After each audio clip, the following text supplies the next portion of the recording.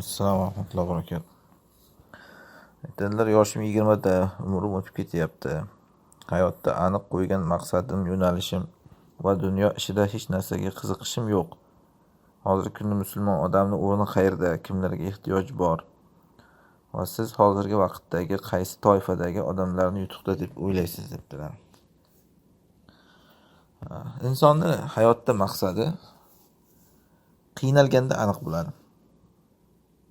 Xuddiki masalan bir narsani topib olganingizdan keyin uni qimmatbaho bir tillani masalan haqiqiymi yoki soxtaligi qachon bilinadi?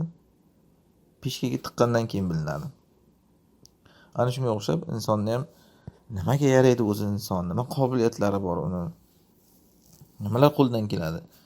Qiyinchilik odamni kashf qiladi, ochib beradi. Masalan bir videoda ko'rsatishyapti-da, bir chumolini sekin atrofidan suv quyib kelyapti. Doirani ichida, suvning ichida qolib ketdi, ozgina quruqlikda, ya'ni tangadek joyda. Pitirchilab yotibdi yerdan chiqolmasdan. Sekin-sekin shuni toraytirib keldi-da, oxiri haligi chumolining suv ko'mgandi. Keyin jon shirinligidan yugurib haligi suvning ustidan o'tib quruqlikka chiqib ketdi chumoli. Qarang mana shu yerda. Nima uchun o'shangacha kutib o'tirdi u? Chunki hali qo'lida imkoniyatlar bor edi. Ya'ni quruqlikda o'tirganda nafas olyapti. Shuning uchun o'tiraverdi. Lekin qachonki shu do'ppi tor keldi, shu suv hamma yog'iga toshdi, ko'mdi. O'shandan keyin uni kuchi ko'rindi, nimaga qodirligi uni. U yugurib o'tib keta olar ekan suvning ustidan u. Yana bitta misol sizga qarang. Bir narsa qachon boshqa jismga aylanadi? Ya'ni masalan suv qachon osmonga bug'lanib keta oladi, parlanib? 100 gradusda qaynagandan keyin. Ungacha suv bug'lanib osmonga ko'tarilmaydi. Shaqillab, demak 100 gradusda qaynash kerak, uni ana shu qaynatish tepaga ko'taradi uni. Odam ham xuddi shunday. Odam shaqillab qaynash kerak. Ana shu musibatlar bilan, ya'ni qiyinchiliklar bilan. Ana shu qiyinchiliklar, musibatlar odamni ko'taradi ana shunda. Odam o'shanda biladi keyin o'zi nimaga qodirligini. Bo'lmasa mana shu siz aytganingizdek 20 ga emas 40 ga kirib ham yuraveradi, nima qilsam ekan deb. Nima qilish kerak endi deydi kimdir aytadi. Yaxshi tushundik. Qiyinchilik odamni isloh qilar ekan, qiyinchilik o'zgartirar ekan, kashf qilar ekan. O'zimni dengizga otaymi deydi kimdir masalan. Yo'q. Hech qachon bir qiyinchilikdan qo'rqib bir sohaga kirishdan chekinmang. Mana shuni aytmoqchiman sizga men. Hozir men 20 ga kirdim, uni o'tib ketyapti, aniq maqsad qo'ymaganman deysiz. Nimaga bir narsaga kirishmayapsiz? Qo'rqasiz chunki. O'sha narsaga kirishsangiz, masalan, yutqizib qo'yishdan, o'shanga kirishsangiz zarar ko'rishdan, o'shanga kirsangiz joningiz qiynalishidan va hokazo sarson bo'lishdan qo'rqasiz. Va shuning uchun odam keyin hech narsaga kirmay o'tiraveradi. Kirish kerak.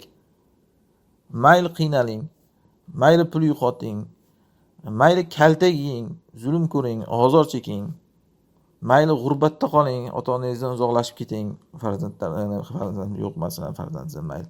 Umuman olganda yaqinlaringizdan uzoqlashing, sarson sargardon bo'ling. Burningiz yerga ishqalsin. Ana shuni aytyapman men. Ana shunda shunday do'ppi tor keladi, vaziyat shunday darajaga boradiki, keyin o'shanda yorilib ketadi odam. Keyin o'shanda bilinadi o'zi nimalarga qodirligi odamning. Ana shu uchun aslida Alloh payg'ambarlarni hatto va mu'minlarni ana shu qaynaydigan darajaga olib boradi. Hatta yaqula rasululloh amanu mata nasrulloh. Payg'ambar va bilan birga iymon keltirganlar qachon Allohning nusrati davolaydigan darajada qiynaydi. Keyin shunda nima dedi? Mana qaynash davri degan 100 gradus shu. Ala inna nasrullohi qarib degan. Ana shu darajaga borsa yaqinlashdi degan. Ya'ni nima yaqinlashdi aslida? O'sha narsa, hayot o'sha. Lekin odam qaynadi degani. Qaynash uchun esa qiynalish kerak. Tagingizdan pechka yoqish kerak ana shunaqa. Shuning uchun nimaga bo'lsa o'zingiz uring. Qanday ya'ni tasavvur qila olmayman-da men.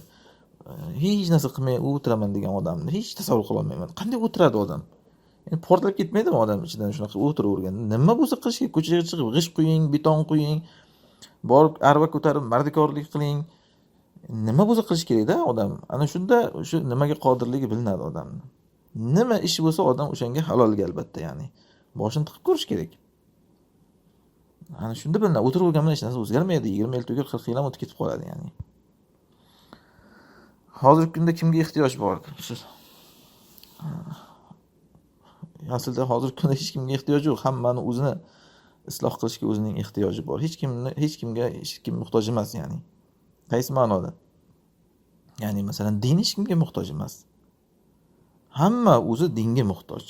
O'sha dindan o'zining ozuqasini olishga hamma muhtoj, ya'ni. Qo'ying siz odamlarga nimadir qilib berishdi, shu o'zingizni hayotingizni yo'lga qo'ying. Eng birinchi o'rinda 20 ga kiribsiz, uylaning. Hech narsangiz yo'q bo'lsa ham uylaning. Shunday bir qiynalasizki, o'sha uylangandan keyin xotin boqaman deysiz, xotin janjal qiladi, uni qilib ber, buni qilib ber deb. Ana shu janjallar ham sizni hayotda qaynatadi, pishiradi. 20 yoshga kirgan yigit nima qilsin desa, uylansin deyman men. Pulim yo'q desa, uylanaversin. Bir shunday qiynaladi, o'sha qiynalish keyin uni o'zi kavushini to'g'rilab qo'yadi, Rob bizga ham bog'lab qo'yadi, va nima qilish kerakligini ham o'sha qiyinchilik unga o'zi o'rgatib qo'yadi, ya'ni. Allohu a'lam.